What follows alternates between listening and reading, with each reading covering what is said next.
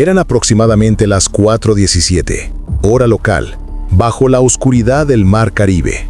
3 naves patrulleras venezolanas de alta velocidad emergieron de las sombras, cortando el agua a unos 28 nudos, con una trayectoria de intercepción agresiva contra el grupo de ataque de portaaviones de Estados Unidos. Su formación no era casual. Se lanzaron directamente hacia la ruta de la flota americana, creando una barrera cinética diseñada para forzar una reacción, detenerse, virar o retroceder. Instantes después, en el puente del USS George Washington, las sirenas de colisión inminente rompieron la calma. Los radares confirmaron que los intrusos habían cruzado el límite de las 12 millas náuticas. No era un error de navegación, era un desafío deliberado. Venezuela estaba intentando reclamar aguas internacionales como zona de seguridad propia, poniendo a prueba a la Marina estadounidense. Sin embargo, la flota americana no cedió ni un grado. El mensaje devuelto fue tajante: la libertad de navegación es innegociable. Lo que ocurrió en los minutos siguientes fue una clase maestra de táctica naval, resolución y comunicación no verbal de alto nivel. Al decidir confrontar a la Armada de Estados Unidos, Caracas cometió un error estratégico fundamental. Pronto descubrirían que habían elegido al adversario equivocado. Si quieres entender cómo se desarrolla un duelo naval de alto riesgo paso a paso, suscríbete a nuestro canal, Military Power, porque este evento podría redefinir las reglas de la proyección de poder en el mar. A las 4:19, el trío de embarcaciones venezolanas adoptó una formación en cuña cerrada. Sus estelas trazaban líneas precisas en la superficie mientras superaban los 28 nudos. No se limitaron a vigilar desde la periferia, se insertaron directamente en el vector de avance del USS George Washington. Se movían con la disciplina de una unidad que había practicado esta maniobra de hostigamiento.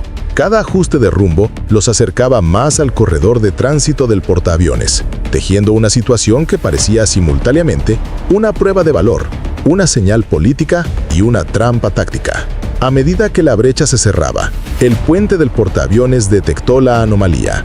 Los operadores de sensores alertaron sobre el triángulo que convergía en sus pantallas, y la tensión inundó los pasillos de acero del buque. La tripulación corrió a sus puestos de combate, asegurando el equipo y verificando las líneas de comunicación. Aunque un grupo de ataque está construido para la guerra, una intercepción dentro de las 12 millas nunca se toma a la ligera. Para buques de gran desplazamiento, esta distancia es el umbral crítico donde el tiempo de reacción se evapora. Un coloso como el Washington no puede frenar ni girar en una moneda. Cualquier nave hostil que penetre este anillo puede dictar los términos del encuentro solo con su posición. Por eso, el puente trató la aproximación con extrema seriedad. A pesar de la hora, la atmósfera se cargó de electricidad. Los navíos venezolanos mantenían una alineación impecable, con sus proas apuntando no al océano vacío, sino al punto futuro, donde estaría el portaaviones. Era evidente que no estaban patrullando ni a la deriva. Se habían bloqueado en una geometría de ataque, un término naval para un ángulo calculado donde una simple aceleración puede cortar la trayectoria del objetivo. Lo más inquietante era que no mostraban signos de desacelerar. Mantenían su impulso y sus luces de navegación encendidas, proyectando una presencia agresiva y visible. En el puente estadounidense, el oficial de guardia rastreaba cada grado de cambio. Los escoltas del portaaviones cerraron filas. Aunque no se activaron sistemas de armas ofensivos, la postura de la flota cambió de tránsito a alerta de combate de manera silenciosa pero palpable. Las órdenes fluían con urgencia. Todos comprendían que la intención de Venezuela se estaba materializando en tiempo real. Con la distancia reduciéndose, una certeza se apoderó del mando del portaaviones. Esto no era vigilancia rutinaria. Las naves venezolanas estaban estableciendo una posición de intercepción directa, trazando una línea en el agua que esperaban que Estados Unidos no cruzara. No probaron los sensores, probaron la voluntad.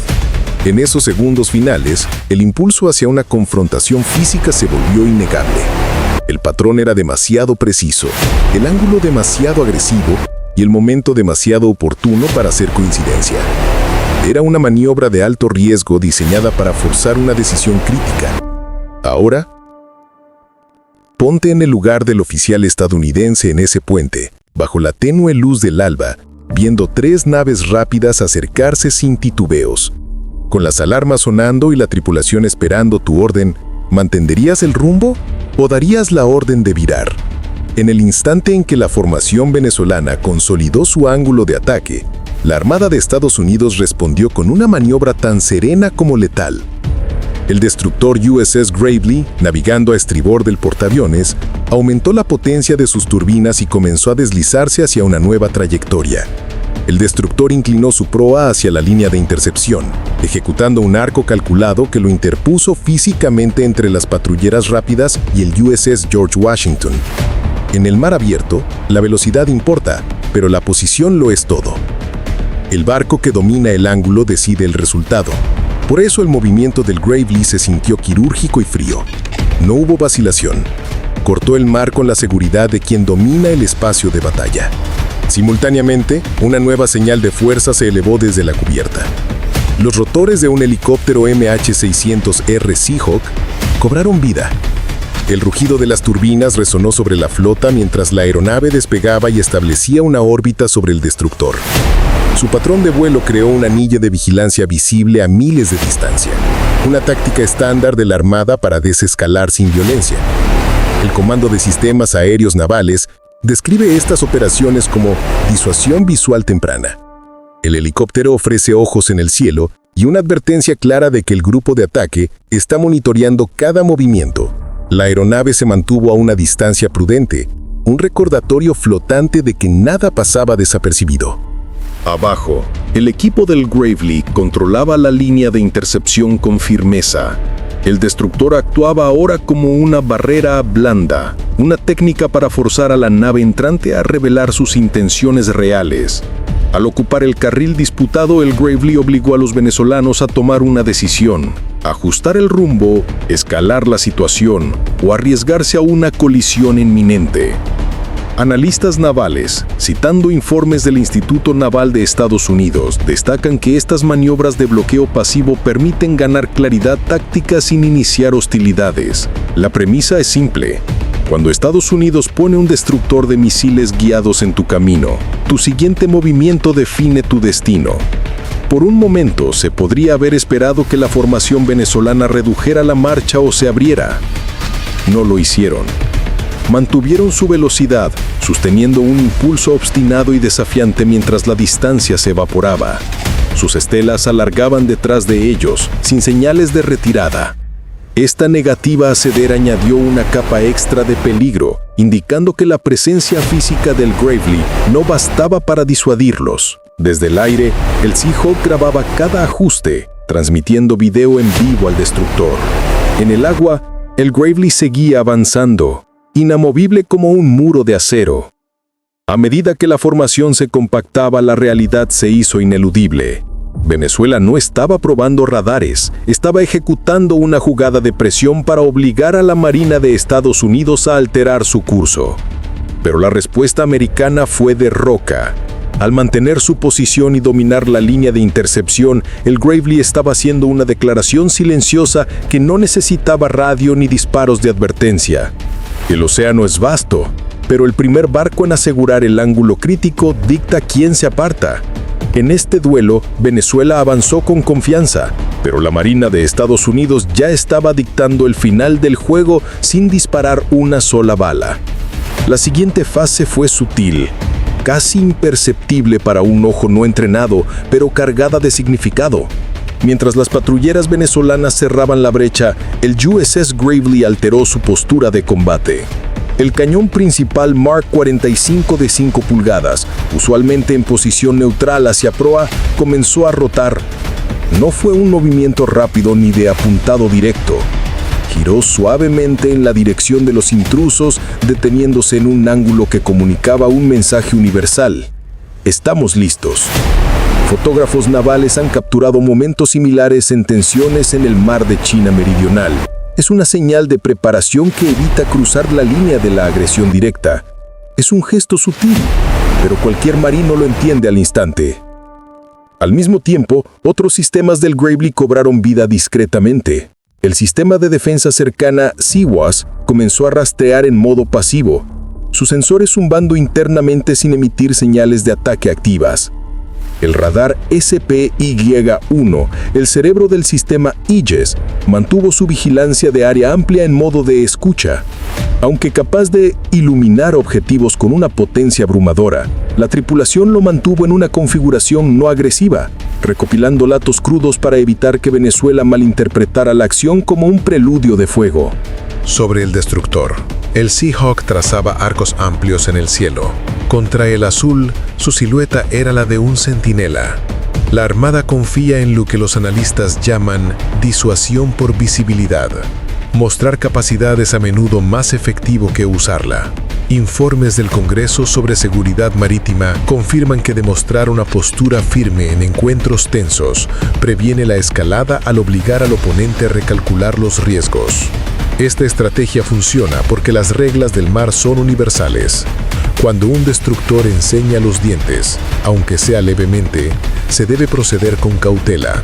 Para el Gravely, esta demostración fue calculada. Reveló sus capacidades, pero contuvo su furia, dando a Venezuela una salida honorable. A pesar de las advertencias implícitas en cada movimiento estadounidense, los barcos venezolanos siguieron adelante. Sus proas cortaban el mar, y el rango cayó a 4 millas náuticas, una distancia incómodamente íntima para buques de guerra. En ese punto, cada ola y cada revolución de motor cuenta. En lugar de frenar, la formación venezolana presionó, la tensión se disparó. El Gravely había mostrado sus armas, el Seahawk vigilaba desde arriba, los radares tenían la solución de tiro.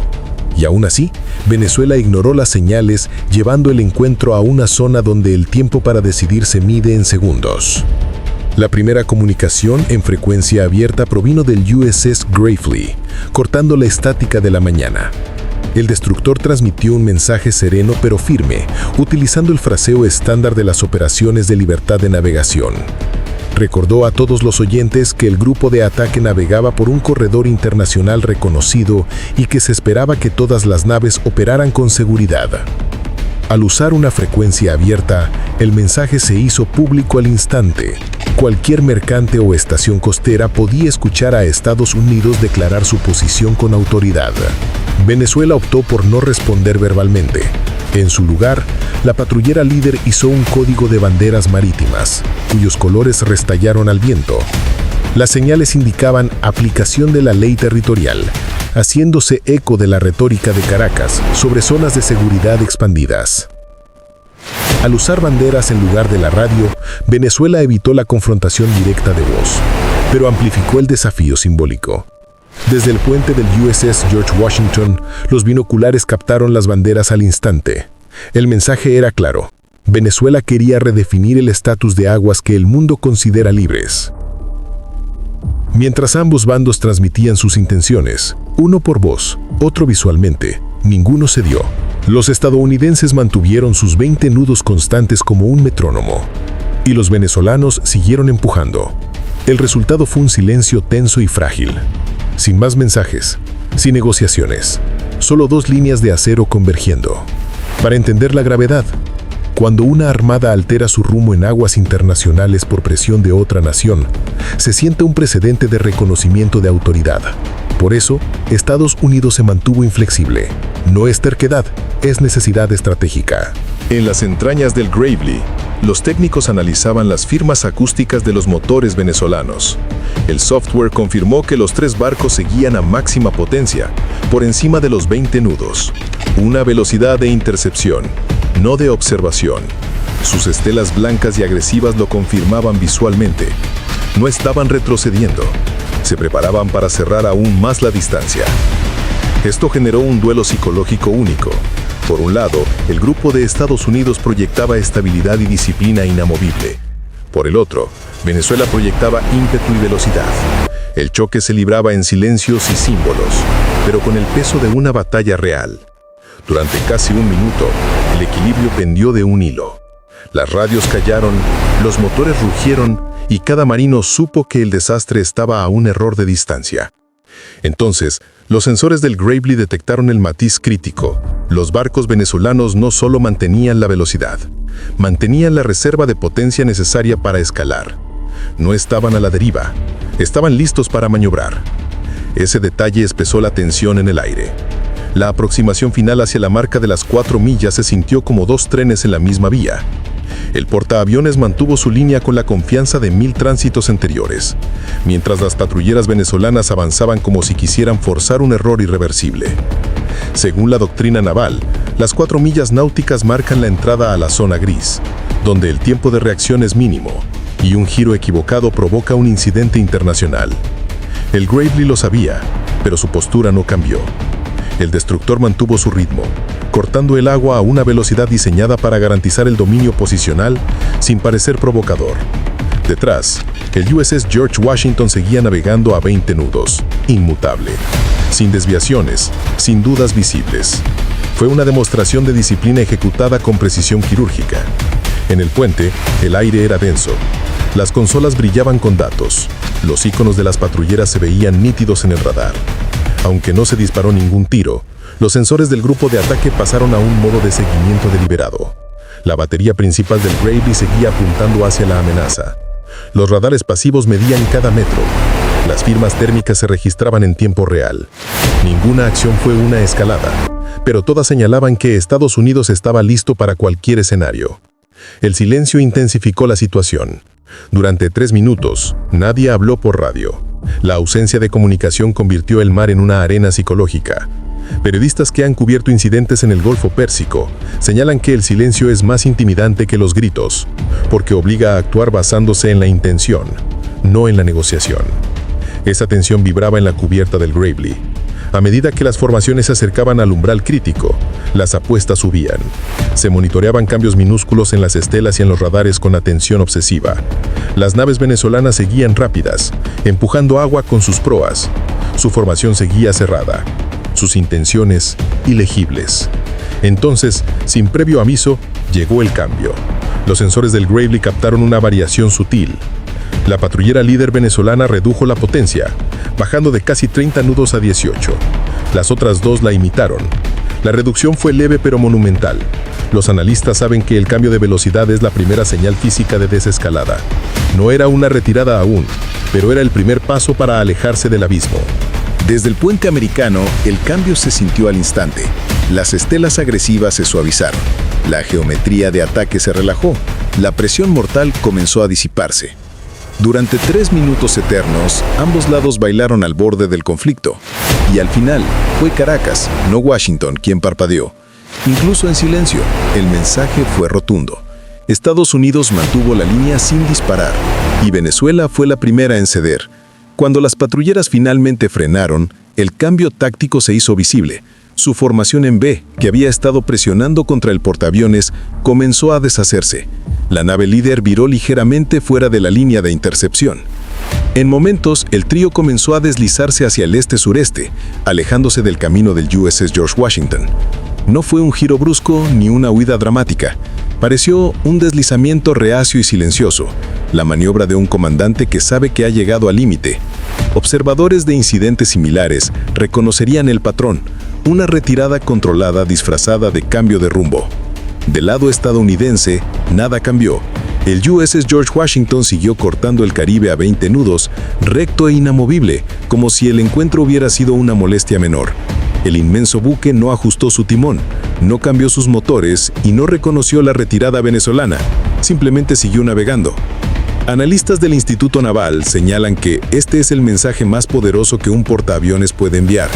El que se mueve primero pierde el terreno psicológico, y Estados Unidos no se movió en absoluto. El destructor USS Gravely reflejó esa misma disciplina, mantuvo su formación, las armas siguieron en ángulo pero inactivas, y el Seahawk continuó patrullando, registrando la retirada. Incluso desde la altura, el cambio era evidente.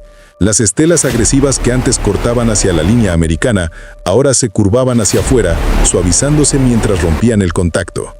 Mientras las naves venezolanas se desvanecían en el horizonte y la formación de Estados Unidos seguía intacta, una pregunta quedaba en el aire. Si Venezuela estuvo dispuesta a llegar tan lejos hoy, ¿hasta dónde llegarán la próxima vez? Con las últimas estelas asentándose en el Caribe, la lección de la mañana quedó clara. Venezuela intentó bloquear a un grupo de ataque estadounidense, empujando fuerte en un corredor internacional. Sin embargo, Estados Unidos se negó a ceder un solo grado. El USS George Washington mantuvo su curso con la confianza de una superpotencia, y el USS Gravely respaldó esa resolución con una disciplina impecable, sin misiles armados, sin disparos, sin pánico. Aún así, el mensaje tuvo el peso del acero. Al final, fue Venezuela quien giró. Su formación se disolvió y la geometría peligrosa desapareció. Lo que forzó la retirada no fue el fuego, sino la presencia. Al mantenerse tranquila, predecible e inquebrantable, la Marina de Estados Unidos demostró por qué es el estándar de poder marítimo. Para las tripulaciones, fue otra mañana protegiendo las rutas globales, pero para cualquier observador, fue un recordatorio de que la política del borde del abismo en el mar es muy real. Así que, imagínate en ese puente al amanecer, viendo 3 patrulleras apuntar a tu proa. ¿Habrías mantenido la línea como hizo Estados Unidos? Cuéntanoslo en los comentarios y no olvides suscribirte a Military Power, porque lo que suceda después podría cambiar el futuro de los conflictos en los océanos del mundo.